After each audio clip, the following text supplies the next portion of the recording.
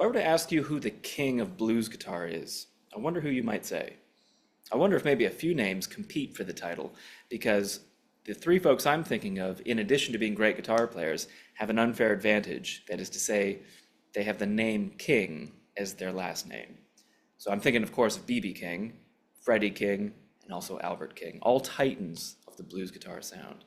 And in our masterclass that we're presenting here today, a modern-day titan of blues guitar, Seth Rosenblum, is going to teach you how to play some of the quintessential licks from these great players and some of their great hits. In addition to learning the licks, which you'll do from Seth's instruction, but also from the materials linked in the description of this video, Seth will also be unpacking critical concepts that help you to play better blues guitar. So, important bending technique considerations, vibrato considerations. He'll also explain how you can take these licks and employ them elsewhere, in your own playing, on different songs, or when asked to take a solo at a blues jam. So, bunch of core concepts here worth taking away, in addition to just, of course, learning some great blues guitar licks. If you enjoy this video, please do subscribe. We have many more videos like this to come. And for now, I'll leave it to Seth to say more. Enjoy.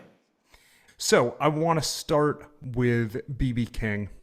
I think that's always a great starting point when talking about blues. I mean, I'll say that when I think blues, I think B.B. So let's start there. And Thrill Is Gone. If I see a show of hands, how many people have heard B.B. Thrill Is Gone? So the vast, vast majority here. So let's talk about the chord progression first for Thrill Is Gone. So Thrill Is Gone is a minor blues in the key of B. So we have it in B minor. And so that one chord, you can either play as a B minor chord or a B minor 7 would probably be preferred. The voicing that I tend to use for that is using my second finger on that low E string at the 7th fret, and then barring the 7th fret on the D, G, B, and E with my third finger. That's just what feels most comfortable to me. I like getting the root in there on top too, and then that also gives the option to add the 9, where I can add that 9 at the 9th fret of the high E string with my pinky. Sometimes I'll also fret it with my thumb catching that low note, and then the first finger barring the 7th fret, just because that gives me a little more versatility to grab that 9 and play other things on top of it. So we do have that, and then the 4 chord is going to be E minor 7.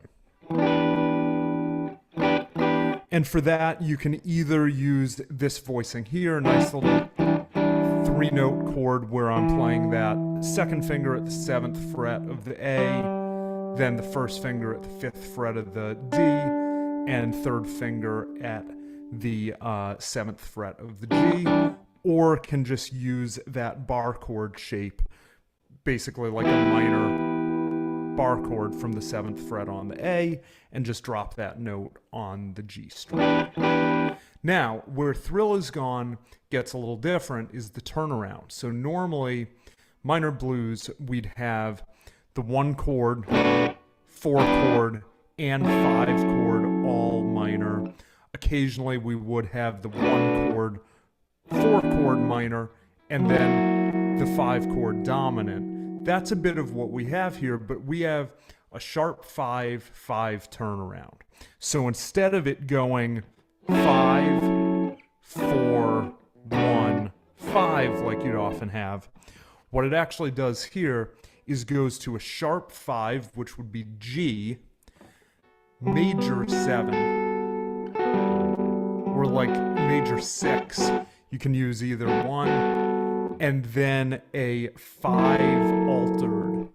So often I play sharp 9 and flat 9 there, where you have the sharp 5 major 7, and then you have that F7 sharp 9 to flat 9, and you can get that sharp 9 to flat 9 movement by I'm basically playing the root note with my second finger at the ninth fret of the A. Then the third is there at the eighth fret of the D with my first finger. The seventh, and of course that would be the flat 7, is at the ninth fret of the G, and I'm playing that with the third finger. And then I'm playing that sharp 9 with my pinky, 10th fret of the B, that Hendrix chord. And then I'm just barring that first finger across the 8th fret to catch it on the B string and go between sharp 9, flat 9. And it's nice movement there. So the whole chord progression together, 12-bar blues, we have 4 bars of the 1, 2 bars of the 4, back to 2 bars of the 1, then sharp 5 for a measure, 5 for a measure, 1 for a measure, and then in that final measure, we go back up and tag the 5. So it would sound like this.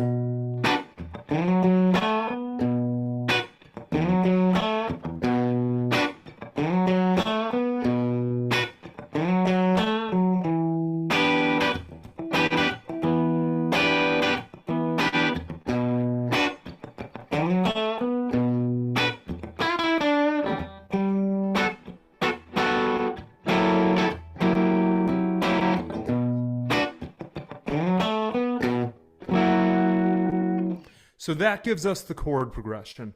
And the lick I want to show you from that tune is the very first lick. Because when I think B.B. King, there are a couple licks that stand out to me as being very identifiable as being B.B. King.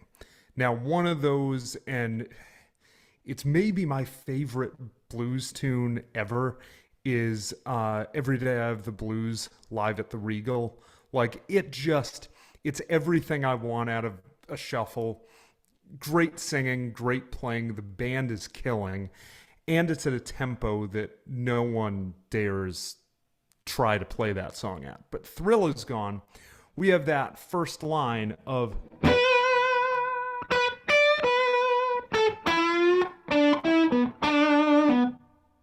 So we're starting, it's all coming out of B minor pentatonic.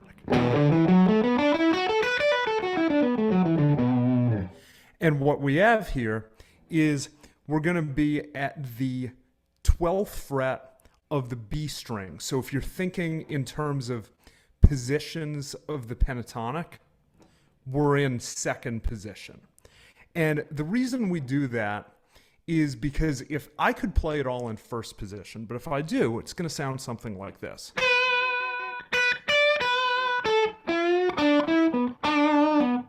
Doesn't sound bad, but one of the limitations that we have for the most part, and when you think B.B. King, you usually think vibrato, is first finger vibrato on the high E string is exceptionally difficult. Unless you're Albert King, which we'll get to, Doyle Bramall, Eric Gales, Otis Rush, basically anyone who plays the guitar flipped upside down. Because first finger vibrato on the high E string, you have no margin for error. The fear there is that this happens. You basically pull the string off the edge of the neck. And when we're using vibrato, it's a series of little bends, so you're having to use your first finger to push up towards the ceiling, so we don't have a lot of leverage, you don't have extra fingers there. And even at its best, my vibrato on my first finger is way worse sounding than second, third, or fourth finger or first finger on any other string. So when I have a note like that I'm going to hold out, I'm always going to try to shift up that position and catch it with my third finger and then come back down. So even though you could play it all in one position, I start up here, 12th fret. Then I'm just going up to the 10th fret on the E and back to the 12th fret on the B. It makes sure each of those notes really has some quality. And then when it gets to that part, I come back into first position. So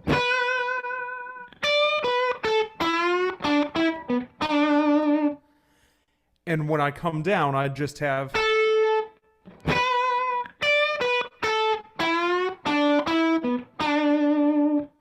So I have that 10th fret on the B with my third finger once I'm back in box 1 of the B minor pentatonic. And then I'm bending at the 9th fret of the G, 7th fret on the G, 9th fret on the G, 9th fret on the D, and then 7th fret on the G. Pretty straightforward lick, but it's one of those absolutely recognizable phrases. And it'll work over anything that you can play minor pentatonic over, because we're not using any notes from outside of that scale. It's definitely something to think about in terms of when you're holding a note like that, where you're playing it. And B.B. King's a great example of that, because so many phrases that he plays, you could play them all in first position of the pentatonic, but when you see old videos, he's often up in second position, or of course third position, which is, I think, what a lot of us think of as the BB box of.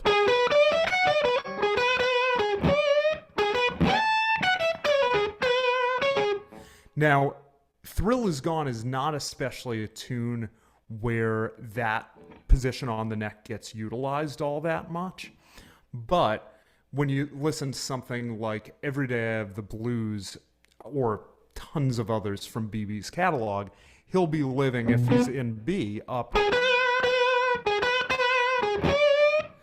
And that's the other lick I'd like to present here. It's not from a certain song, but it's one of the most quintessential B.B. King lines there is. So you'll notice that if you're in the third position in B,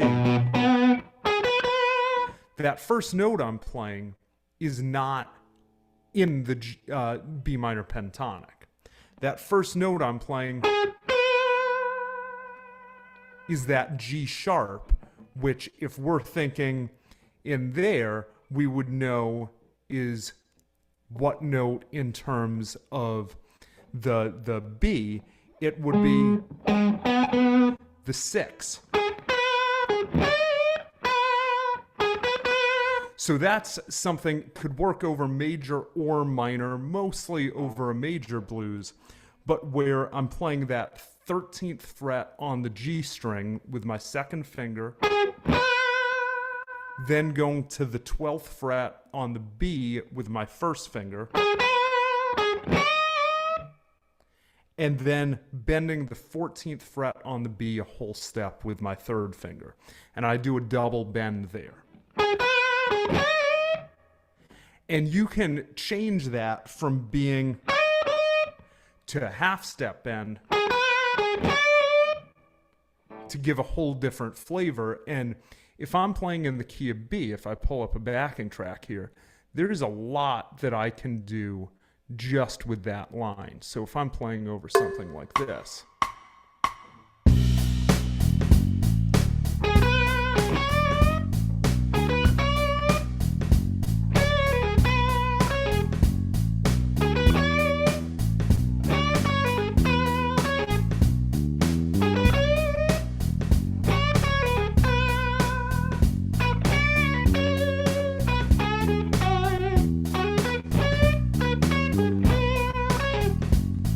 So I played a whole time through a blues progression, really just using those few notes. I added in a couple other notes, but this is something that with all three of BB, Freddie, and Albert, you'll notice that phrasing-wise, they are exceptionally, exceptionally good at getting the most out of every phrase that they know. One thing that I come across a lot is that how many people here, let me see a show of hands, have wanted to learn a ton of new licks, break out of the box, expand what you can play? Any of that sound familiar? Yeah. And all of that is absolutely valid, and it's very important. Not going to say it isn't. But what I will say is if you listen to a B.B. King, a Freddie King, and Albert King, they're getting 120% out of everything they do know. So as much as you want to expand your vocabulary, learn new licks, transcribe, do all of that, it's equally important to be spending time making sure that you're utilizing everything that you already do to the best of its ability. And what I'll often do is similar to what I just showed you. If I'm working on a new lick, I'll sit there, put a backing track on, and see how many different ways I can use it. So can I play a solo over a whole 12-bar blues without getting bored of what I'm playing or getting bored of myself? Is it going to be the greatest guitar solo I've ever played? No, probably not. But the idea is to still be able to play something musical and get the most out of what you're working with. So the tune that we're going to take a look at with Freddie King is Love Her With a Feeling. You've got to love her with a feeling. And it's in the key of B flat, 12-bar blues. This one is not a minor blues, nothing out of the ordinary for a 12-bar, but the lick that I'd like to look at here is the starting lick of the song, and it's also one of the most classic blues intro licks. And this tune uses it throughout. So we're in the key of B flat, and what we have here is playing in around box 1 of the B flat minor pentatonic. That's what it sounds like. And what I'm doing here is I'm using one note from outside of the minor pentatonic. I'm using the 3rd of the key. So I'm playing first finger at the 6th fret of the G string, which is the flat 3. Second finger on the 7th fret of the G string, which is the 3rd. Then we have 6th fret on the B string with my first finger, then comes to another note from outside of the pentatonic. 8th fret on the B string, which is the 6, and then end up on the root, the 6th fret of the high E string.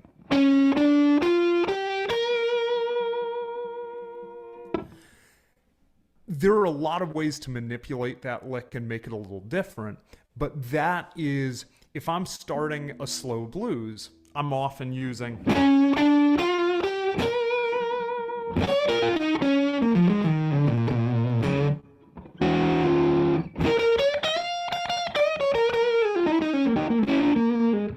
and it's used throughout this tune pretty liberally. So it starts off, and then he goes in, shifts up,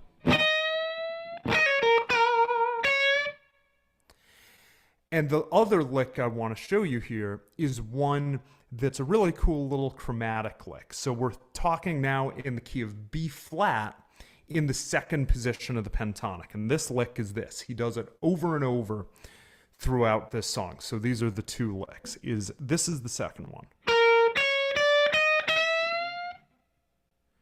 So I'm playing 11th fret on the B string, which is our root. Then the flat 3 at the 9th fret of the high E. 10th fret on the high E, 2nd finger, that's our 3rd. The 4th at the 11th fret of the high E. And then bending that note a whole step up to the 5th. So that lick, the 2nd one. And then he goes between a couple ways of playing it, and one of the other ways I think is one of the coolest. It sounds like this. Where he actually has another pick stroke in there that catches the flat 5, so that blue note.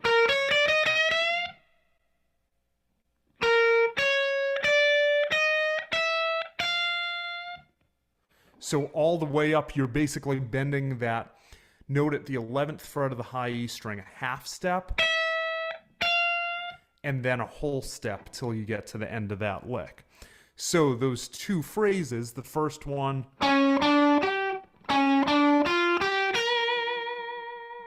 then there's the transition lick you'll hear. And then that next phrase,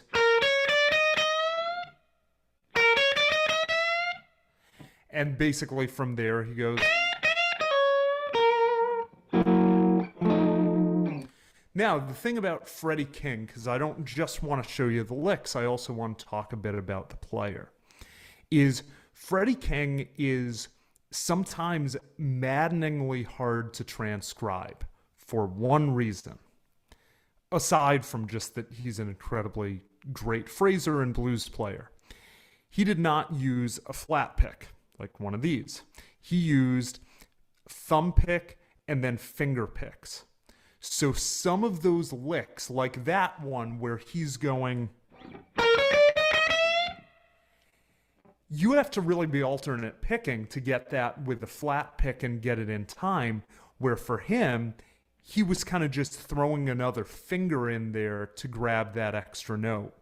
And there are a few blues players like this, and we'll get into Albert King in a minute and why that applies to Albert as well. But the ones that stand out to me, like Freddie King, because of the pick strokes, because every once in a while when you're listening to Freddie or transcribing Freddie, it's like a picked note kind of comes out of nowhere.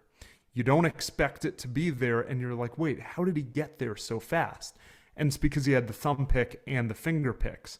And one of those is just coming in. The other player that is, for me, the most frustrating to transcribe of any blues player is Albert Collins. Any Albert Collins fans? And so those of you that have listened to Albert Collins and really know Albert Collins, he played in, I think, D minor or C sharp minor tuning. So the guitar was basically tuned to like an open D minor chord. And then he capoed at around the 7th fret. So he'd do things where, you know,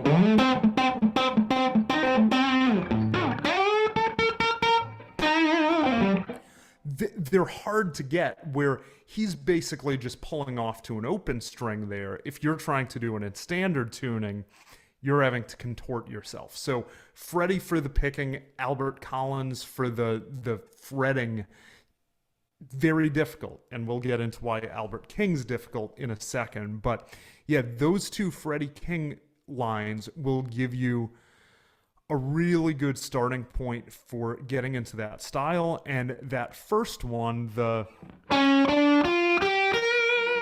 gives you a great way to start a blues. Like if I change this to B flat and I'm playing over.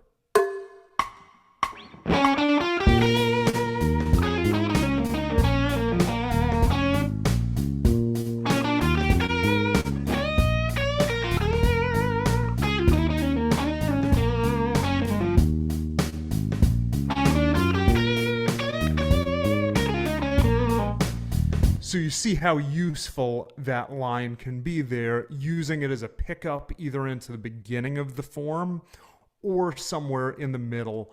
And it does a great job of outlining the one chord in a blues because we are targeting that third. So you just want to be careful where you use it. Let's move on to Albert King. So Albert King, another one that's somewhat difficult to transcribe and difficult to learn for a very different reason. Albert King also did not play in standard tuning. I've heard it very often debated what tuning he was playing in, but if you notice the fingering, if you are trying to transcribe him, it doesn't look like how you'd play what he's playing. But Albert King also, of course, played a right-handed guitar flipped upside down. And generally the consensus is that he tuned down a bit to make the strings a bit slinkier, because when you think Albert King, you think a lot of big bends. And so the lick that we're going to take from is a tune called Don't Throw Your Love on Me So Strong. Great Albert King tune. It's in the key of A. Again, 12-bar blues, so our chords we're playing over are A dominant 7, D dominant 7, and E dominant 7. And The cool thing about this tune is it comes in on the turnaround. So it comes in.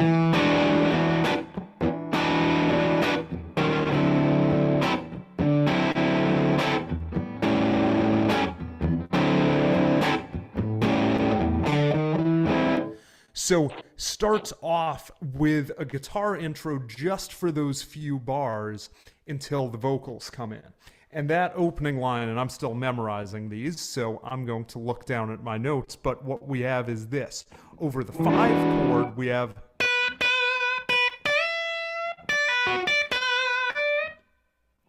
And then over the 4...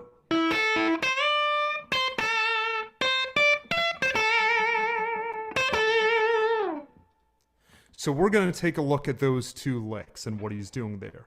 So over the 5, he's basically moving up and starting on around the 2nd position of the pentatonic, but he's starting on the B over an E. So on the 5th of that, what's really an E9 chord there, and playing...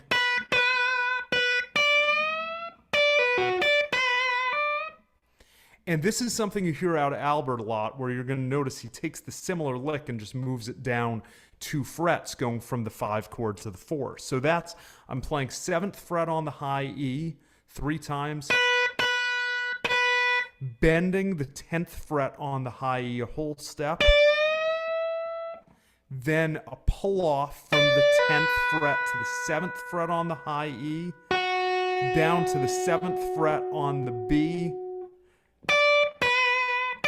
and then going back up to the 10th fret on the E, 7th fret on the E, 10th fret on the E. So that first part.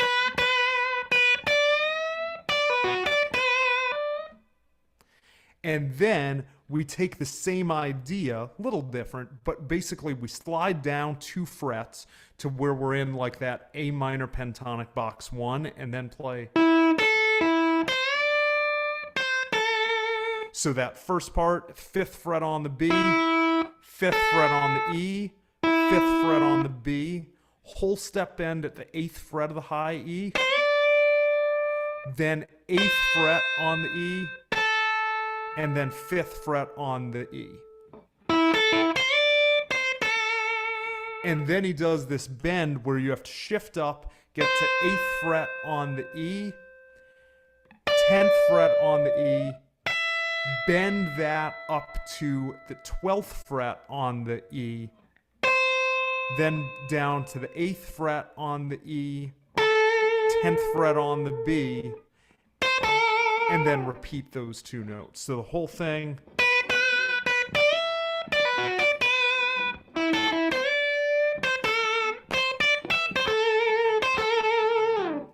Really cool line over the...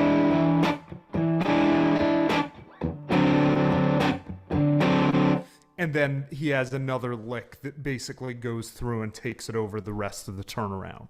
But it's cool to see where you can take that singular idea and phrasing perspective and use it over the 5 chord and 4 chord with basically just moving that same idea down the 2 frets to reflect the chord change.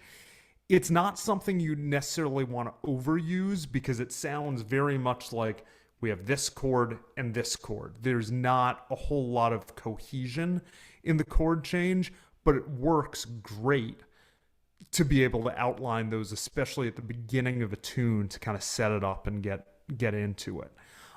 With Albert King, other thing to think about, I mean, he was playing with his thumb and fingers a lot, and just the phrasing there and the bending, like he would use huge bends.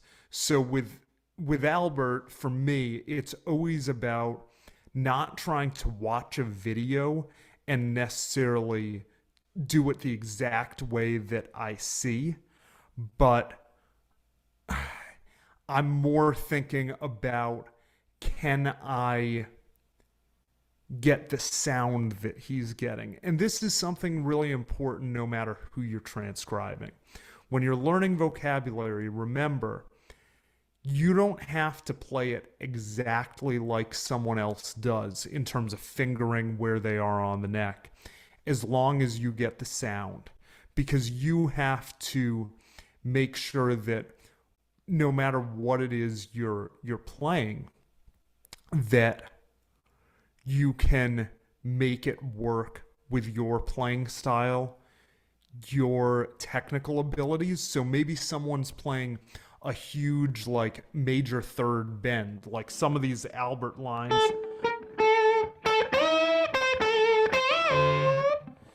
Some people play with those huge major third bends where basically if I'm on the B string, I'm bending that 13th fret up a major third to the 17th fret. So like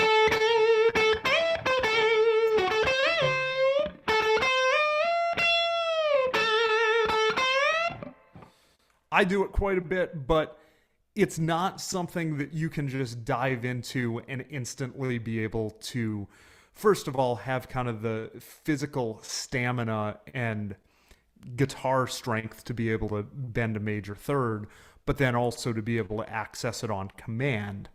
I know that actually, during 2020 didn't play a lot of gigs, and when I got back out really gigging a lot in 2021, one of the biggest readjustments was, oh yeah, on a gig when you're playing hard, those minor third and major third bends hurt a lot more, and hadn't kind of done it with the adrenaline. But the point of my tangent there is that when you're learning vocabulary transcribing, focus more so on, can I hear what's going on and get that sound, and less on, can I do it exactly the way that whoever it is did it.